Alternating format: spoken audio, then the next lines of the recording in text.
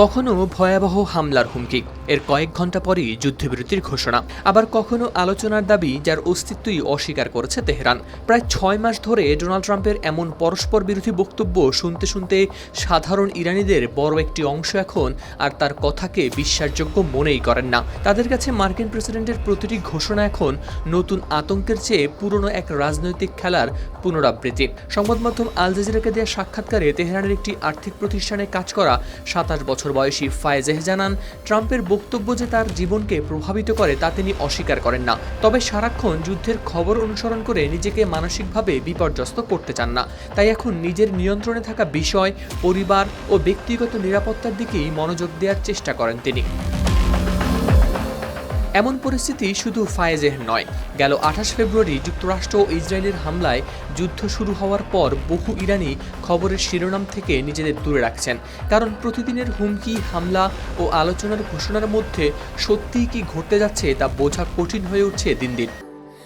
Sandalina so, রূপচর্চায় আভিজাত্য। গেল ৭ April Trump সতর্ক করেছিলেন সেদিন রাতেই একটি পুরো সভ্যতা ধ্বংস হয়ে যেতে পারে, কিন্তু কয়েক ঘন্টার মধ্যেই তিনি যুদ্ধবিরতির ঘোষণা দেন। এরপরও একই ধরনের বক্তব্য এসেছে বহুবার।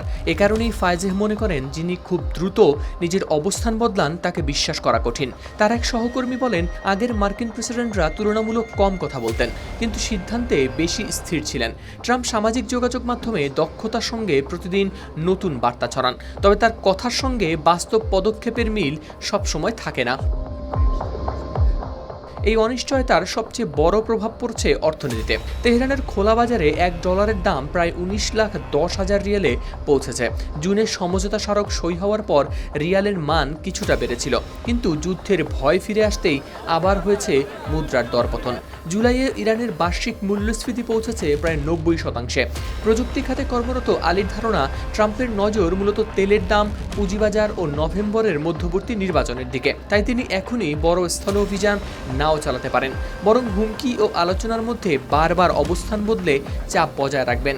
এদিকে ট্রাম্প দাবি করছেন ইরানের সঙ্গে চলছে আলোচনা, তবে তেহরান বলছে যুক্তরাষ্ট্রের সঙ্গে নয়, বরং হরমুজ নিয়ে আলোচনা হচ্ছে ওমানের সঙ্গে। একই সময় ট্রাম্প আবার ইরানের বন্দর অবরোধ ও সম্পূর্ণ আত্মসমর্পণের হুমকি দিচ্ছেন। ফলে সাধারণ ইরানিদের কাছে সংকটটি শুধু যুদ্ধের নয়, এটি অনিশ্চয়তার মধ্যে প্রতিদিন বেঁচে থাকার লড়াই। ট্রাম্পের প্রতিটি বক্তব্য তাদের অর্থনীতি, নিরাপত্তা ও ভবিষ্যৎকে নাড়িয়ে দেয়। তবু বারবার বদলে যাওয়া অবস্থানের কারণে তার কথায় ভয় আছে, প্রভাব আছে, কিন্তু আগের মতো আর বিশ্বাস নেই তাদের। হাওলাদার শামীম, RTV।